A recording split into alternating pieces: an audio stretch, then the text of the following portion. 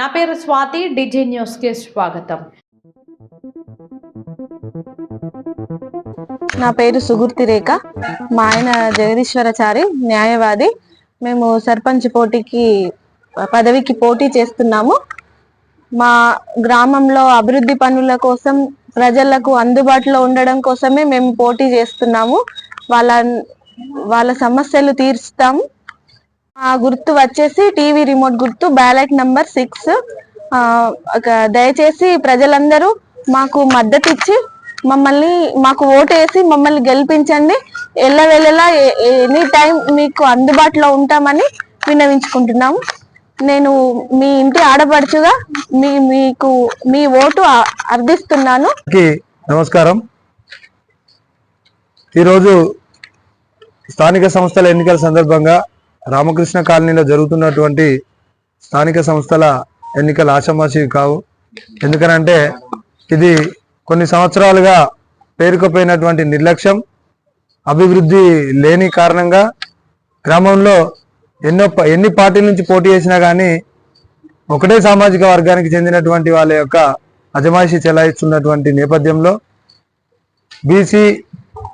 బీసీలకు కాకుండా వచ్చినటువంటి జనరల్ సీట్లో ఖచ్చితంగా రాజ్యాంగ ప్రకారం ఉన్నటువంటి హక్కుల ప్రకారం మేము పోటీ చేస్తున్నాం. మా భార్య సుగుర్తి రేఖ సర్పంచ్గా పోటీ చేస్తున్నది. మా యొక్క గుర్తు రిమోట్ గుర్తు, 6వ నెంబర్.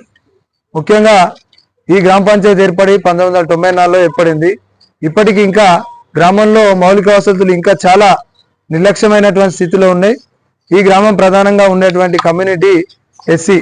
అంటే ఎస్సీలలో కొంతమంది ఎస్సీలు మరియు మాలలు, వారితో పాటుగా పెద్ద కమ్యూనిటీగా పేరొందినటువంటి బుడిగ జంగాలు సుమారు 1000కి 1100 పైన ఓటర్లు ఉన్నప్పటికీ వారంతా వేరే రాష్ట్రాలలో సంచార జీవనం గడుపుతారు.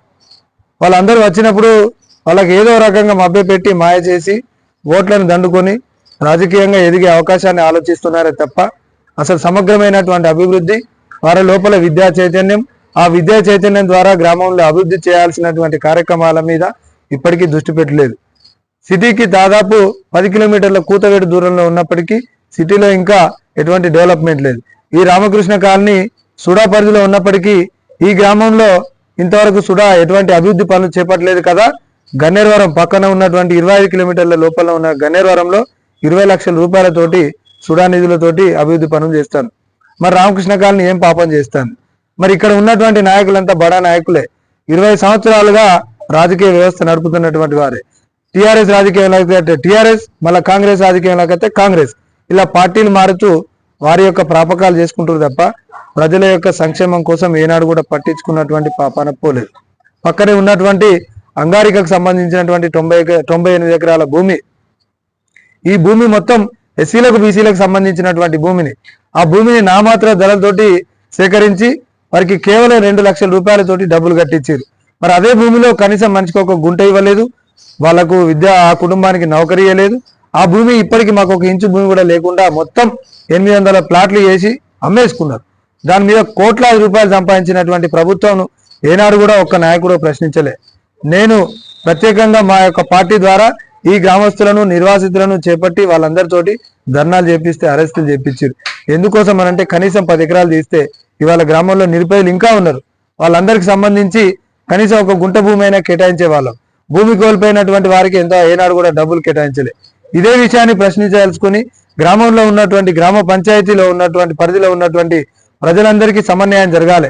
గూన పెంకులు ఉన్నటువంటి ట్యాక్స్, డబుల్ బిల్డింగ్ ఉన్నటువంటి ట్యాక్స్ సమానం ఉంది. ఇది ఎట్లా?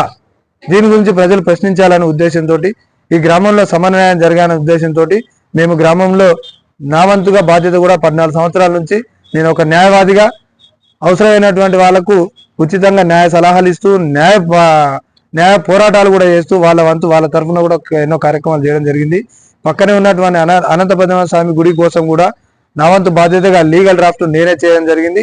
ఇవన్నీ దృష్టిలో ఉంచుకొని మా తాతగారి పేరు మీద ఒక వైకుంఠ రథం కూడా ఇప్పించడం జరిగింది, ఫ్రీజర్ బాక్స్ ఇప్పించడం జరిగింది. ఇంకా ఎన్నో కార్యక్రమాలకు గ్రామంలో ఉన్నటువంటి యువతకు, రైతులకు అందరికీ సంబంధించి ఒక 30 అంశాలతోటి ఒక మేనిఫెస్టోను కూడా నేను రిలీజ్ చేయడం జరిగింది. ఈ మేనిఫెస్టో పూర్తిగా ప్రజా సంక్షేమం కోసం, జనరంజకమైనటువంటి పాలన కోసం తయారు చేయబడ్డది.